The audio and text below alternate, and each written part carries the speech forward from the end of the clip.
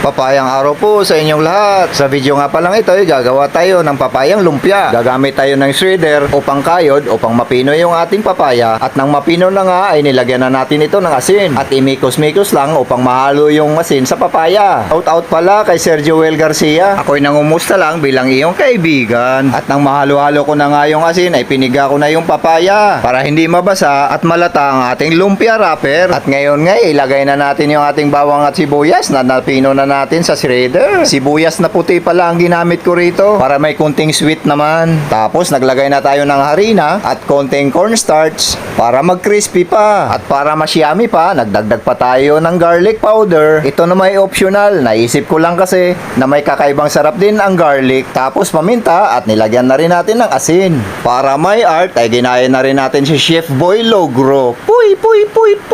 At isang century tuna pala ang hinalo natin dito. At isang itlog. Tapos mikos-mikos na ulit. Shout out nga pala kay Este Fernandez, ang may-ari ng kusina ng Blaha. Namiss ko na ang mga luto mo. Yun bang ayaw mo sanang kumain? Kaya lang amoy pa lang ng niluluto mo ay namimilit na. Sige, hanggang dito na lang yung aking lumpiang papaya. Kung kayo ay may hilaw na papaya, ay huwag lang tinola ang mindset. Subukan nyo ring maglumpia para maiba naman ang inyong ulam o merienda. Maraming salamat po.